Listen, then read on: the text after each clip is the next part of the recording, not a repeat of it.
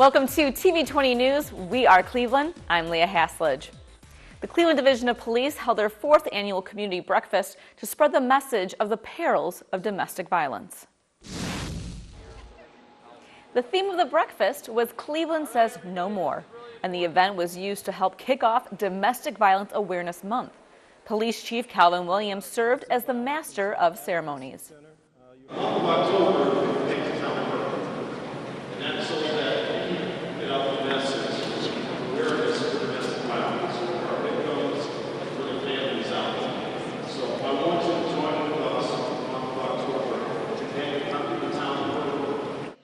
Melissa Graves, CEO of the Domestic Violence and Child Advocacy Center, gave some disturbing facts about domestic violence. So I know I'm preaching to the choir a bit when I say that domestic violence is an issue that devastates victims, families, and our community. 1 in 4 women, 1 in 7 men will be the victims of domestic violence in their lifetime. This isn't just about anger. It's not just about couples who have some issues and need some counseling. It's not just limited to physical abuse. As we all know, it's mental, it's emotional, it's financial, it's sexual. It's all fear, intimidation, isolation. The keynote address was delivered by makeup artist Cameron Black, who survived the devastating effects of domestic violence with his mother. I've always lived in a certain fear for my mother, to an extent because I believe she has been so abused domestically that she finds a sense of normalcy in this. And that last statement is why I'm here today. There's nothing normal about domestic abuse. If you or someone you know is dealing with domestic violence issues, visit the Domestic Violence and Child Advocacy Center at dvcac.org or call their 24/7 helpline at 216-391-HELP. That's 216-391-4357. Officers from the Cleveland Division of Police joined local residents at Starbucks in Playhouse Square for coffee and conversation. It was the 3rd annual National Coffee with a Cop Day, and Chief of Police Calvin Williams explains why it's an important event to attend and celebrate. It gets police officers out there in a different light, in a different way with our community. It's not on a call for service, it's just having a cup of coffee, talking about things, and it brings us a little closer. If you're interested in joining the Cleveland Police, they are currently looking for men and women to join the force. Oh yeah, we're always recruiting, so if you want to be a Cleveland police officer, even our fire and EMS services are recruiting. So just go on the city's website. There's a recruitment tab where you can sign up to take our test. Right now we have an academy class that's going to start in November, and we hope to start 2 more classes in the first quarter of 2019. It was an evening of celebration as the City of Cleveland kicked off Italian American Heritage Month with a celebration at the City Hall Rotunda. Pamela Dean is the chair of Cleveland's Italian American Heritage Committee, and she says Cleveland wouldn't be what it is today without a strong Italian community. Over 5 million people came from Italy between the time of 1880 to 1920, and about 30,000 of those settled in Northeast Ohio. Since then, we've had a thriving Italian American community here, and as the generations went on, more and more Italians got involved in different things in the community and really helped Cleveland helped to make the city a great place. Mayor Frank Jackson attended the ceremony to welcome the crowd and present a proclamation to Dean. On behalf of the citizens of the city of Cleveland, I am honored to offer this proclamation designating October 1st through October 31st, 2018 as Italian Heritage Month in the city of Cleveland. And I want to thank the Italian community for all the work that you've done to make this a great city. And those who will be recognized tonight are just examples of that. Committee Honorary Co-Chair and Ward 15 Councilman Matt Zone has a lot of pride towards his Italian heritage and the contributions of his ancestors. You know, if you read the history books about the city of Cleveland, the people who built Cleveland literally were the Italian immigrants. They were the stonemasons, the wood carvers, the people who are working in the steel mills and the cement factories. Those are the individuals, through their sweat equity, was what built some of these beautiful buildings. In fact, the building we're standing in, these stonemasons, I read up on the history, part of them, the team came from Italy. So it's quite satisfying to see what the contribution has been. During the night celebration, several people were recognized and honored for their contributions in the community. Among them was Councilman Zone, who said he is happy with the growth of Italian American Heritage Month. In 2006, when Mayor Jackson got elected mayor, I went to him, I said, you know, Mayor, you're half Italian, I'm all Italian, and we honor Hispanic Heritage Month, we do something for the Slovenians, we do Black History Month. I want to have an Italian American Heritage ceremony and kick it off at City Hall. And he says, Matt, that sounds like a great idea. If you put the committee together, I'll support you 100%. And he has. This is our 13th year, and it's amazing to see that when we first had this event, we had 50 people. Now we get over 300, and it's truly a testament to the Cleveland community.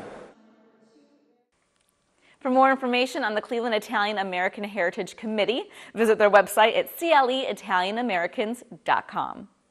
Well, as part of Hispanic Heritage Month, the City of Cleveland honored some of their Hispanic employees. Cleveland's Executive Director of the Department of Community Relations, Grady Stevenson, spoke of the great impact the Hispanic population has on the city. The Hispanics in Cleveland, I don't know about anywhere else in the United States, but I can say they are powerful, they are resourceful, tenacious, and relentless. They can literally weather any storm, and we've seen that play out, and come out standing. A proud people, a great people. 9 city employees were honored for their work and community contributions, including Lieutenant Rodolfo Rudy Merced of the Cleveland Division of Fire. In 1990, Lieutenant Merced won the Medal of Valor for saving the life of a child. Fire Chief Angelo Cavillo praised Lieutenant Merced and commended his nearly 30 years on the job. I just want to tell you what a great person Lieutenant Rudy Merced is. And we talk about tenacity, we talk about courage, and he embodies all that.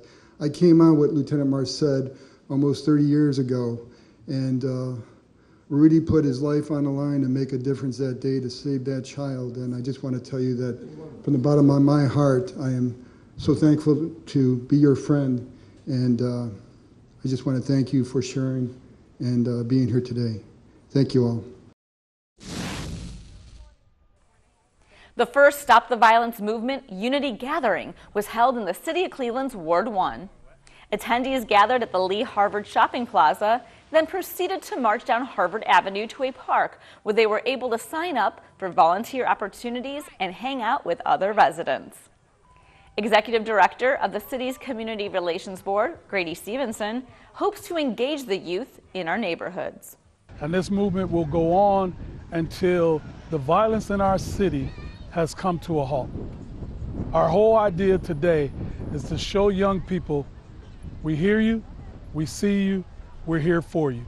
We all talk about what's going on in the community. We all say that there's this program, there's that program, but it's a lot of rhetoric in a lot of instances. So Director Stevenson had the idea that, no, we need to start a movement where we're actually working with businesses, with community members, to work with the young people to try and give them an alternative to the violent behaviors that they are showing to us.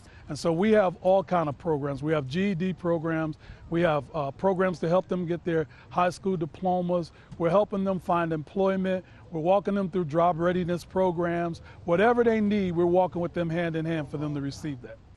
Councilman Joe Jones of Ward 1 and Bashir Jones of Ward 7 joined Director Stevenson to address the crowd that gathered at the park.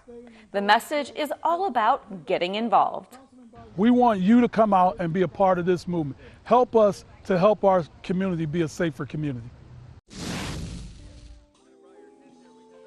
The 7th annual Potluck in the Park, hosted by the Vital Neighborhoods Committee, was held at the historic Denham Tavern Museum. Residents from all over the city had a chance to meet and break bread together. Part of the goal really is just to try to bring people together throughout the city. We know we've always had a kind of an east side, west side divide. So our goal has always been to try to bring people together from both sides of the city of Cleveland, and just to share a meal and get to know one another, and also to kind of highlight different assets within the community. So we're at Dunham Tavern Museum, which a lot of people have said they drive by, but they've never had an opportunity to really come in and see the tavern. So this gives people an opportunity to come in. They're giving free tours of the museum, and allowing people to walk through the grounds and really see what it's all about. The Vital Neighborhoods Committee has an important purpose. So Vital Neighborhoods formed out of the Sustainable Cleveland 2019, and we started in about 2010, and we've been working throughout the various neighborhoods during that time. And part of what we've done is shared resources in the community so that people know what's available in their community so that they can contribute to the sustainability movement, but also so that they are able to be empowered to make changes within their own community. And that we also encourage the residents to come together, to work together, so that they're empowered as a group of residents who are really interested in making changes within their community. Too often when we think about developing communities, we often think about bricks and mortar. But we realize that we got to focus on the human element of neighborhood revitalization. And part of doing that is creating relationships and bringing people together. And this event really starts to bring people together to do something as simple as sharing a meal. And through this event, relationships are established and people also get informed. There's tables outside that's set up that actually has information about civic events and other things that people can plug into. So this event is more about relationships and really building people and building the human dynamic that undergirds neighborhood revitalization in Cleveland. For more information, visit sustainablecleveland.org. It's a big year for the City of Cleveland's Office of Sustainability as it's celebrating its 10th year of its annual Sustainability Summit, a yearly effort that helps to put us on the path of a thriving green city on a blue lake. Matt Gray, Chief of the Office of Sustainability, spoke about the theme of this year's summit. This year is Vital Neighborhoods. So we're looking at all these sustainability topics that we work on, so energy efficiency, waste reduction, sustainable transportation, things like increasing biking, vibrant green space, all that and more.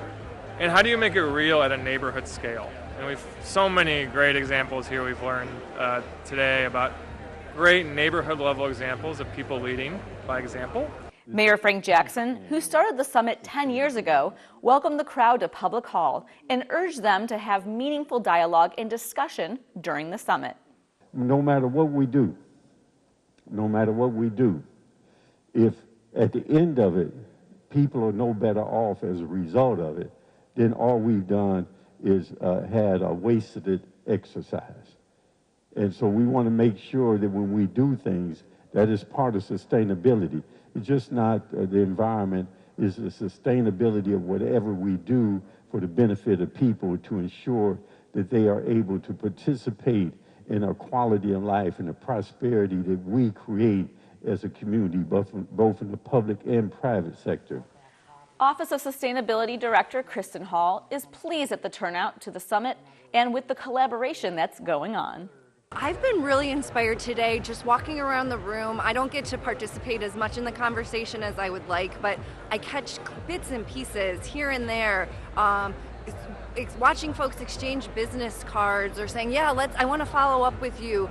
Those are the kind of connections that you wouldn't probably normally get in your regular day-to-day life. So the summit is a really good opportunity to bring those people together. We try to invite as many folks from the community and get as much representation as we can so that folks who would normally not interact can have that opportunity and have that space. And ultimately, I think it's leading to some really great things.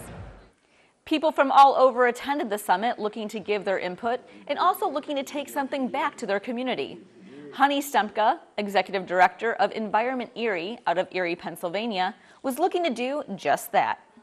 I'm really inspired by a lot of the ideas that I heard generated in the different sessions. So throughout today, you were asked to kind of travel around to these different poster boards with ideas and talk about what are some ideas and thoughts around these particular questions. And so for us in Erie, what is great about this conference is we come here, we hear what you all are doing, and then it gives us ideas to take back to our community, possibly tweak and hopefully implement in the future. For more information on the Mayor's Office of Sustainability, visit their website at sustainablecleveland.org. School is back in session, and the Greater Cleveland Food Bank's School Market Program is aiming to help make sure families have nutritious meals. President and CEO for the Greater Cleveland Food Bank, Kristen Warkoza, explains what the program is and how it benefits our community. Through this program, we go out to a variety of different schools all throughout the school year, and in some cases in the summer as well. We bring essentially a truckload of fresh produce at the end of the school day, and that way kids coming out of the school building before they walk home, before they get picked up, or before they get on the bus, can bring home fresh produce for their families. In this case, they can bring home fresh produce for the whole weekend. You know, one of the things that I love about this program is that they're getting enough fresh produce to share. Because a lot of times, you know, they may have a younger sibling at home, or they may be living with a grandparent or other family members. And so, you know, they can essentially take as much fresh produce as they can appropriately carry, and it lasts them for a while. The other thing that's really important is it's so nutritious. And we need to make sure that all of our kids are getting access to the healthy fruits and vegetables that they need for brain development and growth and emotional development. You know, a healthy diet is incredibly important for all of us, but healthy foods and vegetables are pretty expensive at the supermarket. And so making them available to everybody in our community is critical. Citizens Bank presented a contribution of $70,000 to the school market program recently at Garrett Morgan High School. Citizens Bank is very active in supporting hunger issues, not only here in Cleveland, but throughout our footprint. Last year, we had donated enough to provide 3.9 million meals to families throughout our footprint. And today, we're supporting the food bank with a donation of $70,000 to help support this program. We've got 11 new sites this year with help from Citizens Bank. So it's funded by the community. Because we bring in donated produce as well as some purchased produce, we are able to distribute a pound of produce for less than 25 cents. So this amazing gift from Citizens Bank is going a really long way. Did you know that every $1 you contribute helps provide 4 meals for a family? And also the Cleveland Food Bank is looking for volunteers. For more information, visit clevelandfoodbank.org or call 216-738-2265. Well, the city of Cleveland has a rich history, and we want to test your knowledge. Our trivia question for this week: what was the Lorraine Carnegie Bridge renamed in 1983? Is it A, the Guardians of Traffic Bridge, B, Walker and Weeks Bridge, or C, Hope Memorial Bridge? We'll have the answer when we return. Hello, I'm Judge Michelle Early, Administrative and Presiding Judge of the Cleveland Municipal Court and Presiding Judge over the High-Risk Domestic Violence Docket. October is Domestic Violence Awareness Month. If you or someone you know is a victim of domestic violence or are in fear for your safety, there are people here for you. Don't hesitate. Please seek help today. Hi, I'm Melissa Graves, Chief Executive Officer of the Domestic Violence and Child Advocacy Center. Understanding domestic violence is the first step toward addressing it. In fact, it could save a life. If you are in an abusive relationship, you are not alone. We are here for you. Or if you are concerned about a friend or colleague and aren't sure how to help, please call our 24-hour helpline at 216-391-4357. Domestic Violence and Child Advocacy Center provides information and services for domestic violence and child abuse that offer safety and healing. That number again is 216-391-HELP, or visit our website at dvcac.org. Hi, my name is Renata Parker, a high-risk domestic violence probation officer with Cleveland Municipal Court Probation Department. Cleveland Municipal Court is here to ensure the safety of the community. We want you to feel safe in the community in which you reside in. If you feel threatened or if you are in danger, please get help right away by calling the police. Together, we can end domestic violence. Welcome back to TV20 News. We are Cleveland. I'm Leah Hasledge. Our trivia question for this week: what was the Lorraine Carnegie Bridge renamed in 1983? Is it A, the Guardians of Traffic Bridge, B, Walker and Weeks Bridge, or C, Hope Memorial Bridge?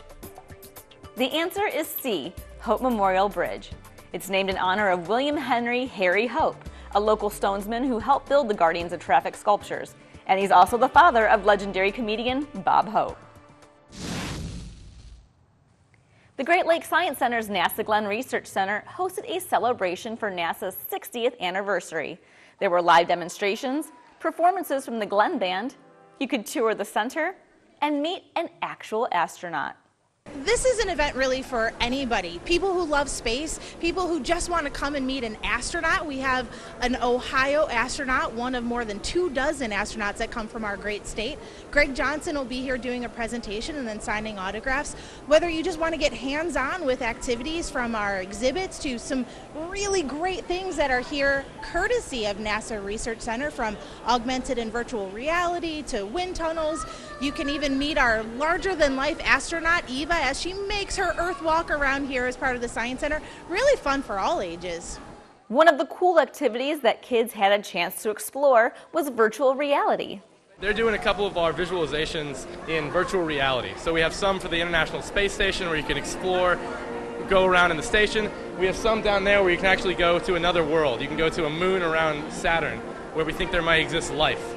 So we have all these really cool visualizations. We take data, we take mission concepts, we visualize them, make them easy to understand and easy for people who might not be as technically inclined to understand what's going on and the really important work that NASA's doing. I love seeing the smiling faces from the littlest scientists to our oldest scientists, really. It brings us together as a community and is really something that we all have in common. I personally am grateful for everything that they've done. Without them, we wouldn't have our cell phones, we wouldn't have the ability to fly planes safely. I mean, they've really made life here on Earth just a little bit better for us. There's no better way to inspire people than by looking up. And, you know, to have an agency in our country that has the ability to send humans to the moon and potentially to Mars very soon, if that doesn't inspire you, I don't know what will. So I think NASA is for anyone, all ages, young, old, anything in between. You can be inspired. You should keep up with what we're doing. We have some really exciting stuff coming up in the near future. Former astronaut Colonel Gregory H. Johnson tells us what made him want to get into space exploration and what it's like to be out in the universe. I was 7 years old at my grandparents' house a couple hours from here in southern Michigan, and my dad woke us up after our bedtime, and we all came and watched a black and white TV as Neil Armstrong stepped on the moon. At that point I said to my brother and sister, boy, I'd love to be an astronaut. And they laughed at me, and of course I didn't think it was possible, but 40 years later, it took a while, but I eventually got into space. It's magical in space. I mean, looking down at our beautiful planet, any astronaut can't help but feel the wonder of seeing the planet and how beautiful the spaceship Earth that we live on. And what comes to mind is that we should be crew members, not just passengers, and take care of each other and take care of our spaceship, our planet. Experiencing the NASA Glenn Research Center at the Science Center is something you can enjoy year-round. The National Caucus and Center on Black Aging is one of the largest minority organizations in the country, and they recently held their Senior Expo, and the turnout was amazing. This is the third annual Senior Expo for NCBA. We do this every year for our participants. We call it our Everything Senior program because we not only have employers here that's looking to hire our seniors, but we also have resource information here for our seniors as well. Because as our seniors are looking to get back out into the workforce, and that's what we do, we're a training program to help them get back out into the workforce and help them find that job. NCBA has been successful in helping seniors get trained and prepared to re-enter the workforce. The program is very much needed here for the city of Cleveland because a lot of people tend to get up in their 50s and 60s and think they're too old, we can't do nothing anymore, the job gonna discriminate against me because I'm older adult. But that is not the case because it's all about how bad you want it and what you would do to go out there and get it. And NCBA, you know, as I said before, it's a training program that help you re-enter back into the workforce if you've been out of the work field for a while. NCBA has made tremendous progress with their expo over the past 3 years. Mr. Wright says that progress is measured by the amount of seniors that are placed in jobs and return to inspire more seniors. They had a chance to meet with those businesses, Mr. English being one. East Side Market was here when he was a participant, and he talked with them and shared with them, and they were impressed by what they saw. As a past participant for the National Caucus of Black Aging, I am an individual that has gone through the program and successfully completed the program and engaged myself into a permanent job in the community of Cleveland, which is the basis of what the program is set up for. This program is vitally important because it deals with individuals that need a second chance as far as getting themselves back into the employment market. They may have been laid off, or they may have gone through situations in their life where they were unemployed or underemployed at a particular time, and primarily the seniors, because it focuses on seniors. And the seniors have a lot more to give. As you know, the seniors, in order to keep them healthy and to keep them living longer, you got to keep them productive. At the end of the day, it is all about finding employment for the mature community and for the members of this program. And so if we do that this year, next year, year after that, then we're doing our job, then we're meeting our goal. A Cleveland area suburb just got a shocking way to get in shape. TV20 cameras were rolling as owner Philly Whedon cut the ribbon on the Voltage Training and Fitness Center, known as Volt in Cleveland Heights. Whedon thanked the crowd for their support before opening the Volt for all to enjoy. I definitely should not be the only one standing here. It should be all of us. If you bought a water, if you visited, if you a member, if you were a member, wherever, man, your dollar mattered. And when we open these doors, you will truly see where your money went. This is a grand reopening and redesign of sorts, as the Volt used to be known as Naturally Gifted, Whedon's prior fitness center. People who visit the Volt can work on their bodies using multiple weights and machines, or take fitness classes like cardio, step, or yoga. To learn more about the Voltage Training and Fitness Center, visit their website at thevoltfitcenter.com. Women at the Huff Multipurpose Center dressed and sweated in pink, all for a good cause. The event, hosted by the women of the Alpha Kappa Alpha sorority's Lambda Phi Omega chapter, promoted breast cancer awareness along with healthy living. Breast cancer awareness is actually hitting us at very early ages, so it's really important that if you start as early as usually when young ladies start their menses is when they say that you should start the breast cancer self-examinations and going to the doctors, getting those yearly checkups, getting those yearly exams. And a lot of people encourage that you get the mammograms earlier than age 40. It used to be age 40, but due to it being detected sooner and sooner now, they're encouraging that you go before age 40 and get those exams. The workouts were reinvigorating as the ladies danced, jumped, and kicked their way through the exercises. Diana Jones, president of the Lambda Phi Omega chapter, says it's the sorority's mission to fight breast cancer under new international president, Dr. Glenda Glover. And under her new administration, exemplifying excellence through sustainable service. Community breast cancer is our third Impact Day this year, and she wants to bring awareness to breast cancer, early detection, doing your mammograms, to try to fight this thing called breast cancer. For more information on the Alpha Kappa Alpha sorority Lambda Phi Omega chapter, visit their website at aka-lambdaphiomega.org. Those who stopped by the Rotunda at Cleveland City Hall were treated to a cool, jazzy musical treat. Strips you away,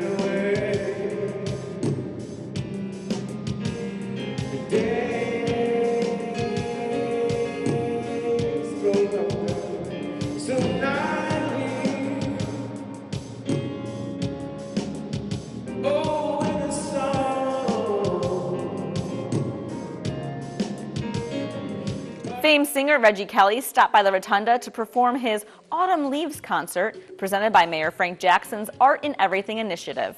This came about one summer.